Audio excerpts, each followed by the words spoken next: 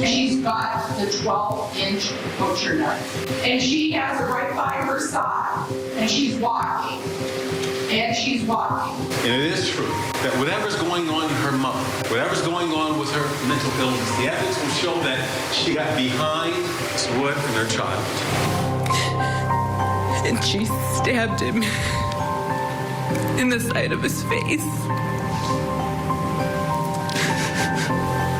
And then she stabbed me. It's time for justice for Julian Wood. This hour, convicted killer Bianca Ellis is in court for her sentencing. The emotional conclusion to this case is just minutes away. And Irish firefighter Terrence Crosby convicted of rape. His defense attorneys are joining us live on the show this morning.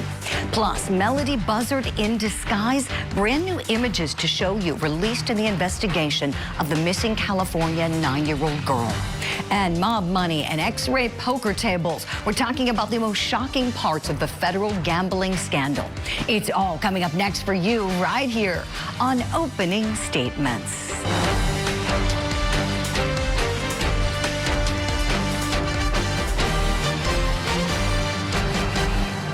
Good Monday morning to you and welcome to Opening Statements. I'm Julie Grant. Are you ready for some coffee and some court? We got a great show planned for you, so let's get it started as we always do. Grab that cup of coffee right now. It's time for my opening statement. Justice for Julian.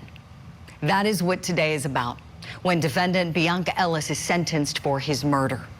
3-year-old Julian Wood loved dinosaurs and the color green. And he tragically lost his life when Ellis stabbed him and his mother, Margot, in a grocery store parking lot in Cleveland, Ohio, back in June of 2024. Sentencing days, my friends, like today, are really tough because families only get partial closure. You know, it's never complete closure because the void in their hearts can never, ever be filled. Little Julian had his whole life ahead of him. It's like something out of a horror movie, how he was murdered. And for her crimes, Bianca Ellis needs to be locked up for the rest of her life. She also needs mental health treatment and monitoring so she doesn't kill anyone else. We expect her sentencing to get underway this hour. And before the penalty is imposed, we could be hearing from Julian's mom and Julian's dad and others in his life who are forever devastated by his death.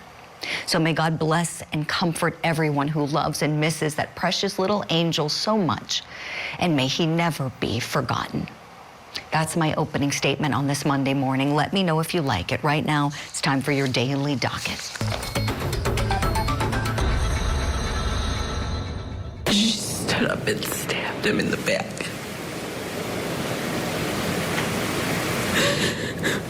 And he was crying.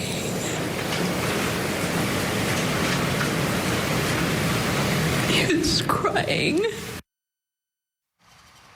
In Ohio, the case I was just talking about, the sentencing of defendant Bianca Ellis, expected to start up at 8:30 a.m. We're going to take you there live once it's underway. In New Hampshire, we've got defendant Dustin Duren returning to the stand to continue his direct examination. This guy is claiming that he had to shoot the mother of his children in self-defense. That's going to start up at 9 a.m. Eastern. And in Florida, we've got the state's case continuing in the murder trial for defendant Alicia Andrews. She's accused in the ambush shooting of rising rapper Julio Fulio. That's also getting underway at 9 a.m. Eastern. Right now, we turn to your top story, brand new images of missing child 9-year-old Melodee Buzzard. Take a look at these. Authorities are releasing these surveillance photos showing what appears to be Melodee wearing a hooded sweatshirt and a wig. Now, this is footage from a car rental business in California back on October 7th. This morning, Melodee's aunt is reacting to those photos. Elizabeth Meza spoke with Ashley Banfield on her show, Banfield on News Nation. Take a listen. We haven't seen her in 4.5 years, so what we know her as, I mean, she was just a little 4-year-old girl when we had known her. But that nose definitely, reminds me of her dad's. So yeah, it does look like her. All right, now investigators say Melodee and her mother, Ashley, rented a car and went as far east as Nebraska. By October 10th, Ashley returned to the family's home without her daughter, Melodee. Melodee was then reported missing days later. Her mom has not been cooperative in the investigation. Why not? Let's talk about it. Let's bring in our guests. Let's bring in licensed clinical psychologist Dr. Jamie Zuckerman and high-profile criminal defense attorney Mario Gallucci. Good morning to you both. All right, so let's talk about mom's lack of cooperation. Dr. Jamie, what does that say to you, please? Yeah, so I think with the information that we have, or lack of information that we have, we can look at it in two ways. She's either trying to hide her or harm her. And the obviously not cooperating is a big red flag. The degree to which mental health influences that, we're not sure yet. But regardless, it is a red flag because, you know, as any parent, a parent myself, if your child is missing, you're going to do everything you possibly can to find them. Exactly, Dr. Jamie. I know you'd go to the ends of the earth to your kids, God forbid, if there was ever a situation like this. Any loving parent would. This mom, I'm of the opinion they need to cuff her already. Bring her in. She was the last one with her daughter. Mario, let's talk about that if an arrest may be imminent from mom. So I have some information from the Santa Barbara County Sheriff's Office. So they're saying the timeline of Melodee's disappearance has been narrowed to October the 7th, when we definitely know she was alive because of that image we just saw at the rental car place, and then October the 10th. Investigators confirm that she was seen with her mom on that trip. Ashley returned home to her residence on the 10th of October with the same vehicle that she rented on the 7th, but her daughter was not with her. 3-day road trip went to Nebraska. The return trip included the state of Kansas. So this is why, my friends at home, the FBI is involved. We have potentially crossing of state lines going on here, maybe committing a crime, maybe, don't know. As of the time of this update, the last known sighting of Melodee alive is on this 7th day of October. She looks like she's wearing a wig, investigators say, that may be darker and straighter than her natural hair, which is beautiful. It's dark in color and it's really, really curly. So why alter the appearance of this child? Mario Gallucci, what do you make of some of these facts? The appearance altering, the car rental, mom's return home without her little girl. Was she getting arrested this morning? So it's certainly troubling to me that a mother wouldn't cooperate in the investigation of a daughter's loss. And although generally you can't be compelled to cooperate in an investigation, this is different. This is a child and a mother. So a mother has a duty of care to the child. Here in New Jersey, we have Kaylee's law, where you have to respond, you have to alert, you have to put the authorities on notice if your child is missing. In this case, she didn't do any of those things. It was the school that notified the authorities that the child had not been in school. So yes, I believe she's got a duty of care to this child. I mean, certainly neglect charges could be brought against her for not cooperating in the investigation. So I think that, you know, over the next coming days, you're going to see that this is going to get ramped up very, very much so to find this young lady. Yeah, I think you're exactly right, Mario. Dr. Jamie, I want to talk to you about what appears to be a mental health component to this with Ashley Buzzard. I have a clip from her mother, Melodee's grandmother, speaking out. Here we go. About 15 minutes later, a sheriff calls me. He says, I'm at your daughter's house in Orchid, and I was just getting ready to take your granddaughter Melodee with me to CPS because we're getting ready to take your daughter to the hospital. The house was in disarray. There were raw eggs in pans. There was rotten food in the fridge that I think she was trying to give my granddaughter. Oh my gosh, rotten food in the fridge. Dr. Jamie Zuckerman, what do you think when you hear even just this little clip? What does it tell you? Yeah, I mean, clearly there's a history of mental health problems that, again, we don't know the extent, but from what it sounds like with the disorganized behavior and the pattern of that and the neglect, also her perception, it sounds like, of her care of her child is off. So we don't know the extent to which she is aware of her actions, so to speak, in terms of, is there a history of any type of paranoid schizophrenia, any type of manic episodes that would, cause her to kind of detach from reality, or is this neglect, fully aware of what she's doing? We don't know yet kind of which path to take, but those would be my two takes on that for now until there's additional information. But when you have this kind of mental health condition, and it is that severe, along with that is going to be a lot of neglect within the household. Hopefully there isn't any abuse, but oftentimes we do see that. So I think we need to obviously get more information, but with the history and the pattern of behavior, I would kind of go in that direction. Yeah, a really smart analysis, Dr. Jamie, thanks. Mario, let's talk a little bit more about the steps investigators may be taking right now. In terms of Ashley Buzzard, is she a nowhere street for investigators, or would you suspect that they are going to possibly be surveilling her and looking for more information from her? Without a doubt, they're going to be surveilling her, and they're probably tracking her cell phone right now, trying to find out the GPS movements of that cell phone, where she was, where that cell phone is pinging. I mean, it's pretty accurate now that they can determine where that is. So I'm sure they're doing that. I'm sure they're combing through all of her social media accounts, or everything, her telephone records, her car GPS, the GPS on the Enterprise car that she rented. So those are all the steps they're going to be taking in order to find this little girl.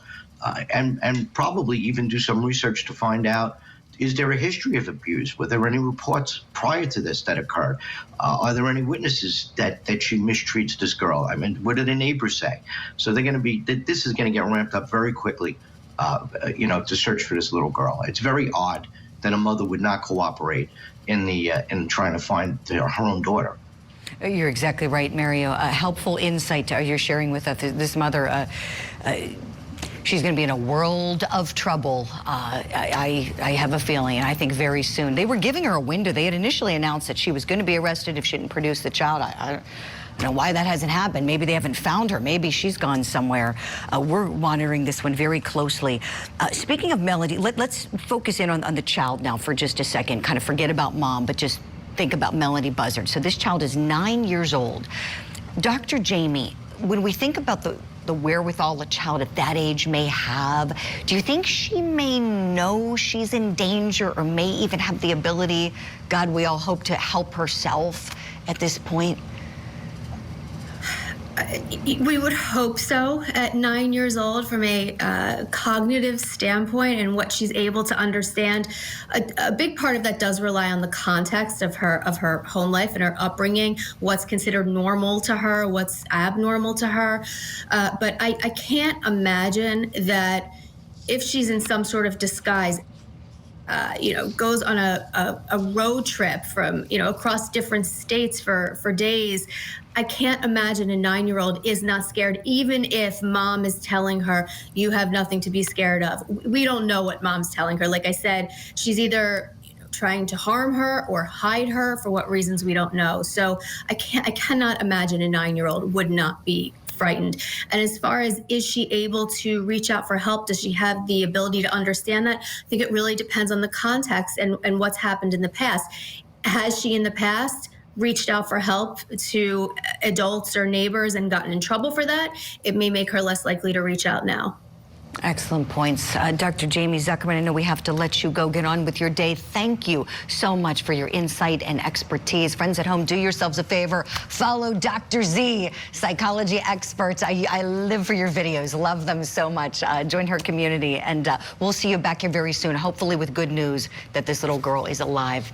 Attorney Mario Gallucci's coming with us. We want you to do the same at home, please. Go get some more coffee. We got a great show still coming up ahead.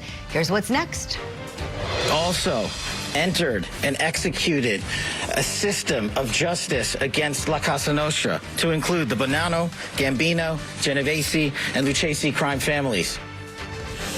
X-ray tables and rigged shuffling machines. We're talking about the most shocking parts of the federal gambling scandal. Plus, we're looking ahead to Irish firefighter Terrence Crosby's sentencing happening this week. His defense attorneys are joining me live here on the show this morning.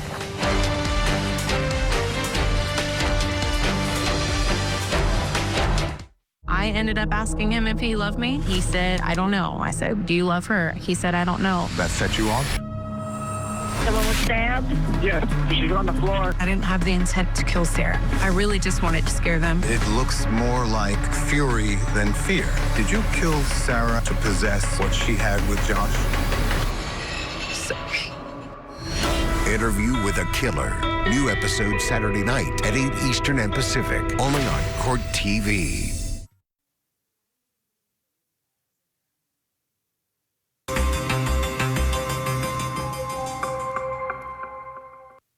And the fraud is mind-boggling. It's not hundreds of dollars. It's not thousands of dollars. It's not tens of thousands of dollars.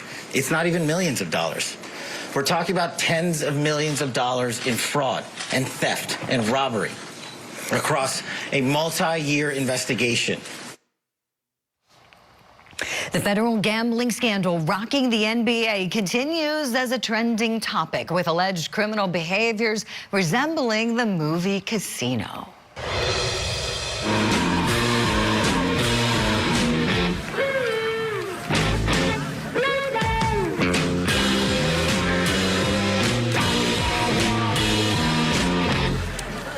Now here's this guy reading the dealer's hole card and signaling his buddy at this table.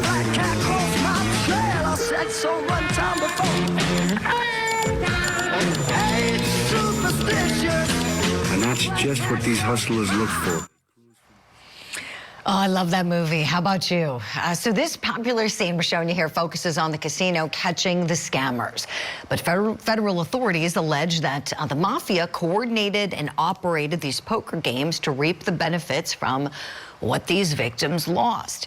Now, the U.S. government is releasing photographs showing some of this technology. Look at this. This is what they say was used to rig these poker games, including card reading contacts, X-ray poker tables, rigged shuffling machines so they can know who's going to be the winner at the table, who's going to get the winning hand. And according to authorities, this was all to benefit the Mafia.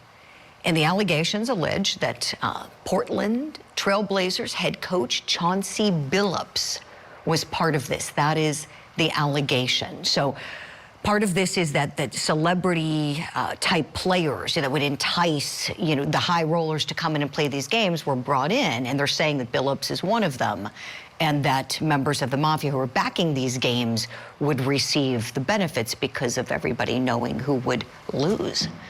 Let's talk about this. What's the most shocking part of it for you? I'm amazed at this technology. That's me. Let's bring in high-profile criminal defense attorney in New York and New Jersey, Mario Gallucci. Mario, my first question to you is, have you got a call to represent anybody yet? If you haven't, I'm sure you will at some point. We got a lot of defendants on these two indictments. So one of them, as you know, deals with betting on the NBA games. And there were some NBA players alleged to have shared information about, being injured or not finishing a game, things like that, so that people placing the bets could have an advantage. And then there's, of course, the poker games and, the video just it's like casino. Mario, what, if anything, here shocks you the most about all of this? How coordinated this was. The technology they used, how coordinated they were able to put this together. I just stood with some of these people last week in the Eastern District. We took a plea on a enterprise corruption case in the Eastern District with some of the people that are now charged in this indictment. So yes, I have received a couple of phone calls, but this was a very intricate scheme using high tech, involving many different moving parts. And it was very coordinated, very, very coordinated. So they did a very good job here until they got caught. And you always get caught. Isn't that the truth? I know. And then they call you, Mario. Let's take a listen to Kash Patel, the FBI director, talking about this. Here we go. As you now know, individuals such as Chauncey Billups, Damon Jones, and Terry Rozier were taken into custody today. Former, current NBA players and coaches. What you don't know is that this is an illegal gambling operation and sports rigging operation that spanned the course of years.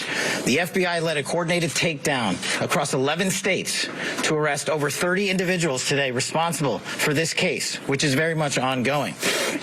Not only did we crack into the fraud that these perpetrators committed on the grand stage of the NBA, but we also entered and executed a system of justice against La Casa Nostra to include the Bonanno, Gambino, Genovese, and Lucchese crime families.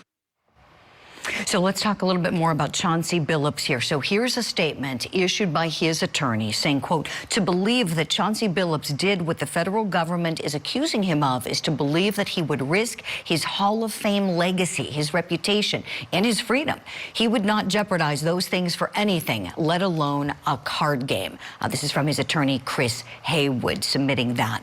Now, Chauncey Billups has been released from custody. He was arrested on this, and he is out on bond right now, but facing those charges. So here is a little closer look at the allegations. So the organizers, the feds say, are New York Mafia crime families, and they're saying that they enlisted the help of really popular and respectable figures like Chauncey Billups to sit at the table to help make these games appear more legitimate, so that these high rollers would feel comfortable placing the big bets.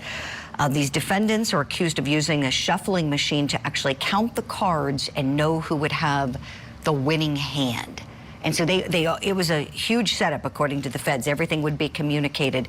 They would transmit the information from the shuffling machine, somebody sitting at the table who would then know, and then would use hand signals like touching certain poker chips to communicate it to others on the scene. They used decoy phones, marked cars. They even had special contact lenses and special eyeglasses.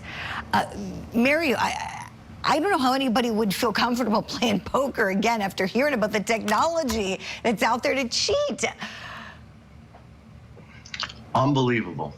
That's all I have to say. It's unbelievable the length that they went to cheat. But, you know, Kash Patel's had a lot to say and said nothing. I mean, where is the proof that Billups actually had knowledge that this was going on? Where is the proof that he actually received the benefit to sit at that table? So I think over the coming days, we're going to start seeing what type of evidence is available, you know, to tie Billups to this and these other celebrities. I don't see anything out of Kash Patel's mouth that says that they have proof that they were paid or they benefited from this or they were involved. So over the next coming days, I'd like to see what evidence that they come up with. Spoken like a true defense attorney. I love that point. Let's dovetail off of that. Let's do some more analysis, Mario. So let's think about what they would have to tie him to it, because if he was an unwitting participant, let's just say there are cheaters, you know, rigging this to you know, get the payouts, but they invite him there just to, hey, come have a nice, you know, game and, you know, have some drinks and some good food and whatever, enjoy the evening. And if he's unwittingly participating, he walks, right? How might they tie him to this? Are they looking at bank records, wire transfers? What do you think is going to be the big tell here? Well, they have to find an agreement. They have to find that he agreed with them to take these players' money, and that as part of that agreement, he was going to get a benefit. You know, there's more to it than, you know, hey, why don't you play in this game because you're a celebrity and other people are going to play. I mean, if he doesn't know that the game is rigged and he's not receiving a benefit to play in the game, then he didn't do anything wrong here. So I think right now they're probably looking at his bank records. They're probably trying to determine whether or not he did receive any money to sit at that table. And by the way, just receiving money to sit at the table does not mean that he committed a crime. I mean, these celebrities are often asked to go to events, and they get paid to go to these events because it brings in other people. So just getting paid to sit at the table without knowing that the people at the table are being fleeced it's going to be very difficult to prove a case against Mr. Billups here if they don't have that type of proof. Another good point. You're full of them, Mario. You're right. You know, another good point. If it's just a paid appearance, we see that all the time. You're right. Clubs. I mean, I've seen it. Celebrities. Yeah. So we'll see what happens here. This to be continued. As they said, there could be more arrests here. So we'll see what the far-reaching implications are for the NBA, for the families, the Mafia families allegedly tied to this. Mario Gallucci, great insight. Thank you kindly. We're going to hit a break. I want to show you a live look at the courtroom where child killer Bianca Ellis is set to be sentenced any minute now. We're getting ready for this hearing to start up. We will go there live when it does. And we're spotlighting the recent rape trial of defendant Terrence Crosby. He's the firefighter who's an Irish citizen on trial in Boston, Massachusetts, convicted of rape. His defense attorneys join me live next.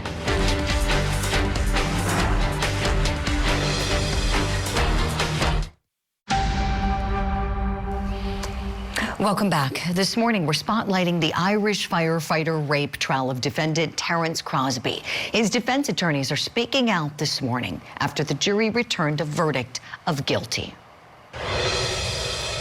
What say you, Mr. Foreperson, as to indictment number 2024-00244, offense 001, rape? Is the defendant not guilty or guilty? Guilty. I want to welcome Terence Crosby's defense attorneys in now, Daniel Riley and Patrick Garrity. Good morning to you, gentlemen, and thank you so much for coming on the program. I want to start with just your reactions to the verdict that came in on Friday. Daniel, I'll begin with you, please. Thanks, Julie. Thanks for having us. Obviously, we're very disappointed in the outcome, as is Mr. Crosby and his family. It's very difficult to take a guilty verdict in any case, particularly this case where we thought we had raised some sincere and legitimate reasonable doubts. Obviously, he's a young man with a family, and so it's particularly hard, and he's been away from them for so long. So I think he's taking it very, very hard. His family, again, taking it very hard. And nobody likes these cases in terms of trying to say that one person did something wrong or one person is denying it outright. Who do you believe? Who can you trust? Both parties are saying that it wasn't me. I didn't do it. Yes, you did. And so clearly the jury chose to believe one of them and disbelieve the other. And so that makes it even more difficult for Mr. Crosby to continue on. I wanted to ask you both about his family support. We noticed there was a woman sitting behind your client during the verdict announcement. Can you tell us who that woman was, please, Daniel? I assume you're referring to his wife. She came over from Ireland, was here for the case. Yes, that's his wife. Obviously very distraught, very upset by hearing the verdict. She supports him, has supported him this whole way. She was here for the first trial. She was here for this trial. And of course, as one would imagine, very, very upset. We thought, we didn't want to assume, but we thought either wife or mom. And let's continue talking about that. Patrick, I want to go to you next, please. Your reaction to the verdict, and if you'll also speak to the family support that your client has. Yeah, absolutely. My reaction, you can kind of see it a little bit in the video. I immediately dropped my head. I was in disbelief. This is a close case, and there's a reason why the first trial ended the way it did, and there's a reason that the jury was out for as long as they were in this case. So I was a little bit shocked that they reached the verdict that they did, and candidly, I still don't think they got it right. I still believe our client was innocent, is innocent. As for the family, I can say that immediately following the verdict, I spent about 2 hours with them. Me and Dan had to break off. Dan went down to talk to the client, and I went with the family over to our office. And that included his wife, who I've remained in contact with over this weekend. She's still distraught, and included Mr. Crosby's father and close lifelong friends. And they were all in disbelief. In fact, in the clip that Court TV has of the verdict being read, you can hear his father just break down.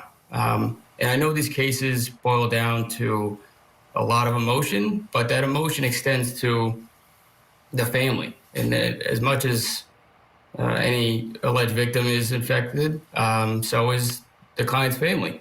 And Mr. Crosby is just another display of how these types of cases can impact more than those that are in the courtroom. Sure. Patrick, does Terence Crosby's wife believe that her husband is innocent? 1,000%. From day one.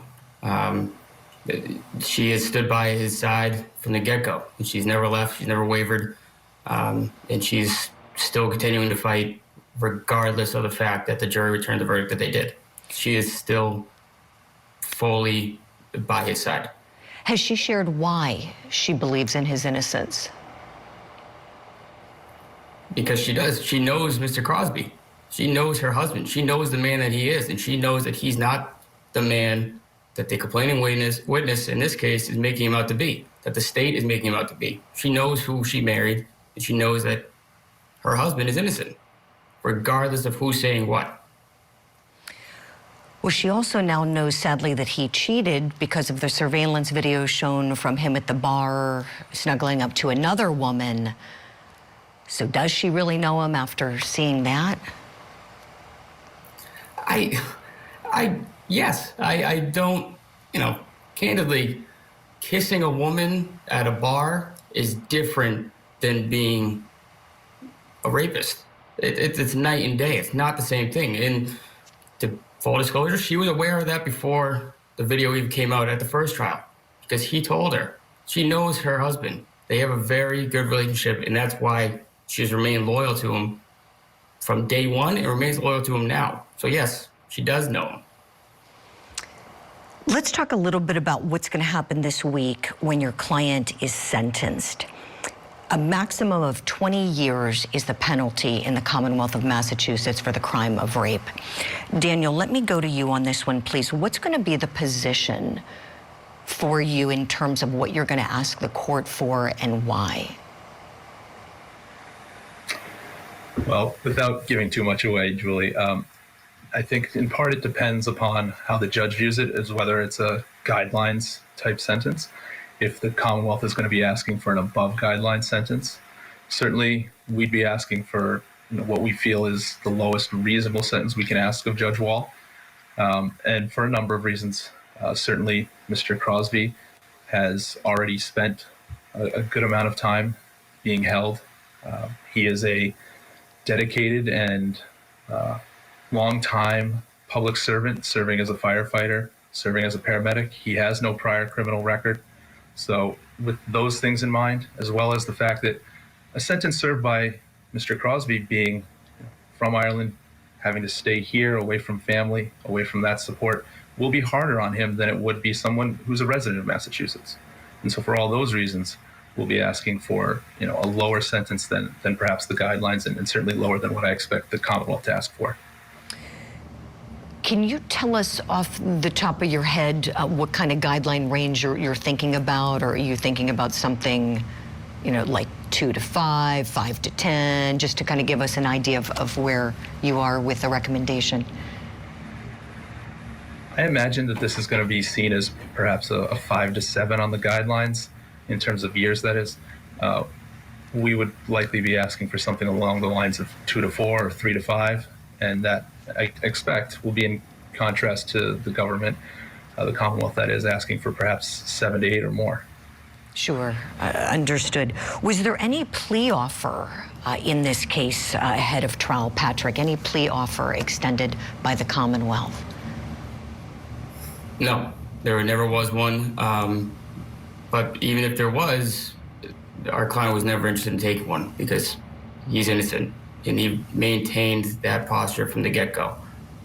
He never was interested in pleading out. He was very interested in going to trial and fighting these allegations because he has said from day one he did not do this. And again, regardless of what the jury returned, what 12 people say happened may not be what happened. They may have sent an innocent man to jail. And I want to clarify something for our viewers, because we did not broadcast his first trial. So I want to make sure, did you both represent him in the first case as well? You did, okay. And so just to clarify, Patrick, before the first trial even, was there ever any offer then, before the mistrial? No, there was never an offer before the first trial, before this trial, or at any point. And again, he was never interested in taking one, ever. And were these the same prosecutors, the same team that you were up against the second time? Yes, it was all the same players, except for the judge. We had a different judge in the first trial, and we have another judge in the second trial. But other than that, everybody was the same. Gotcha. So tell me, in addition to the sentencing, which I know you're prepared to undertake that this week, will there be an appeal that you'll be taking, Daniel? There will be an appeal. We'll file our notice of appeal likely just after sentencing on Thursday. And I know I've been in touch with Mr. Crosby's wife. She's already asking for recommendations and looking into potential representation for that. Okay, well, we will leave it there for now. But Daniel Riley, Patrick Garrity, thank you both very much for taking the time to come on the show and explain all of this to us. We'll see you later this week at sentencing. When we come back, returning to Ohio, we're going inside the courtroom for defendant Bianca Ellis' sentencing. She killed 3-year-old Julian Wood. We'll find out together what Julian's family has to say to the court before her sentence is imposed. I saw a woman stabbing a mother and child. I saw the knife covered in blood. I saw violent motions towards a mother and her child.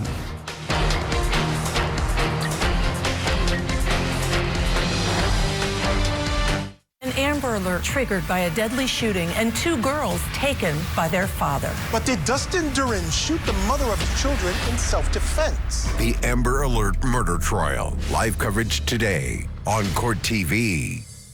This week on Opening Statements. These are the biggest true crime cases across the country, and we have you covered each weekday morning before the proceedings begin. Opening Statements with Julie Grant. Mornings at 8, 7 Central on Court TV.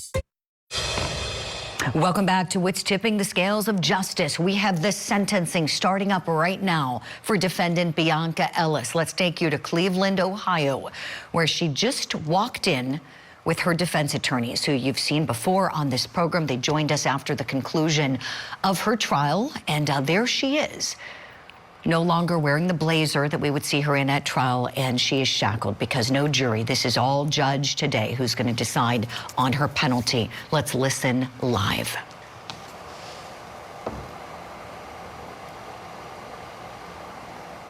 The requirements under the statute, one is that there's a duty to advise Ms. Ellis of a violent offender being found guilty on the aggravated murder, of some reporting requirements that she's to report in the event that she's placed back in the community. So Ms. Ellis, I'm going to address you on a few items that need to be addressed with you before I go into the sentencing phase. Ms. Ellis, you've had an opportunity to meet with your lawyers before coming out this morning. I have provided them the duty to enroll as a violent offender. I know they spoke to you about it, and I'll go through it just briefly. Your signature is on that form from this morning as well. And so I'll just ask you, Ms. Ellis, did you have a chance to speak to your lawyers about this duty to enroll as a violent offender this morning? Did you have a chance to discuss that? And did you sign that today? Yeah. Very good. Being convicted or being found guilty of this offense of aggravated murder, you are required to enroll in person with the sheriff of the county in which you establish residency within 10 days of coming into that county. You're going to have to provide that sheriff a number of items: your social security, full name, residence, the information regarding this verdict from the jury, addresses of employment or school, driver's license information. All of that's required to be provided if given that opportunity to be back in the community to the county sheriff. You're required to provide fingerprints and palm prints, and after the date of initial enrollment, you're required to re-enroll annually as well. And that's something within 10 days of the anniversary that you sign initially with the sheriff. If you change any of your addresses, you do have to provide written notice to the county and the sheriff as well. Failure to do so, you could be charged with additional felonies by the prosecution. And having reviewed that with your lawyers, do you understand that, Ms. Ellis? Yes. All right, very good. I'm going to go ahead and sign.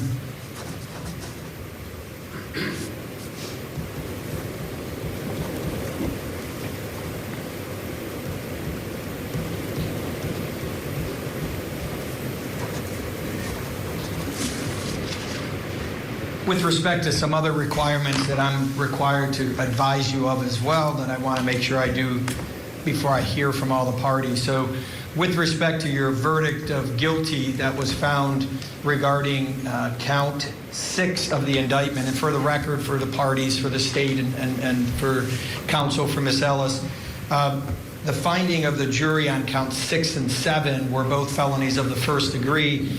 I'm going to use count 6 with respect to sentencing guidelines, the felony of the first degree regarding Reagan Tokes notification. So because it's the first felony of the first degree of which the jury returned a verdict, is there any concerns with that? Ms. Fralia, I do have to still advise, still understanding that count 1 will be controlling regarding sentence. Correct, Your Honor. The state was going to elect on count 7 and have count 6 and count 8 merge into count 7. And we were going to elect on count 7 for sentencing purposes.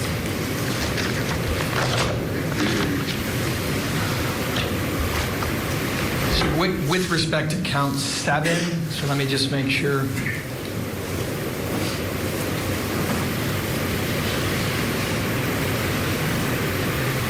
Okay, so count 7, the felony of the first degree, the court will advise Reagan Tokes. Any objection from the defense? No, Your Honor. And then all other Reagan Toke sentences will merge into that. So, Ms. Ellis, the legislature has put in an indefinite sentence that I have to advise you of regarding this count. Now we've agreed count 7, the court will move forward on regarding Reagan Toke sentencing guidelines. I know for some of you here in the courtroom, you'll say, why is he doing this? Well, to protect, again, due process and to make sure that I protect the record for the Court of Appeals. So let me just advise you on count 7, the sentence anywhere ranges from 3 to 11 years. Under the Reagan Toke sentencing guidelines, we'll go to the highest sentence and explain that. Under the highest sentence of 11 years, our legislature has now implemented an indefinite sentence. That indefinite sentence is really a mathematical equation. So if you take the 11 years and divide it in half, you then add it back to the 11 to give the sentencing range. So with respect to Reagan Tokes and count 7, the maximum sentence you could receive is 11 years, which is the minimum, to an indefinite sentence of 16 and a half. So dividing 11 is 5 and a half. Adding it back to 11 is 16 and a half. So I'm advising you, Ms. Ellis, the sentencing range on the maximum sentence with respect to count 7 will be 11 minimum to an indefinite sentence of 16 and a half. So do you understand that? Okay, now I'll just read the requirements that the Court of Appeals has asked me to read. So I'll read it to you because I have to read it, but then I'll answer some questions if you have any.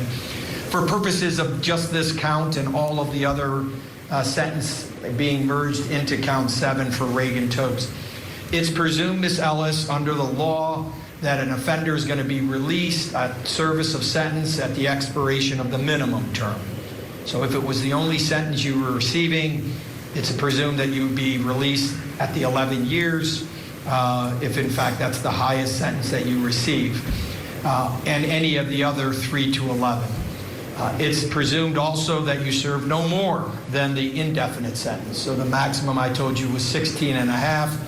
So that range, and the law says you should be released at the minimum, but you shouldn't serve more than the maximum indefinite sentence.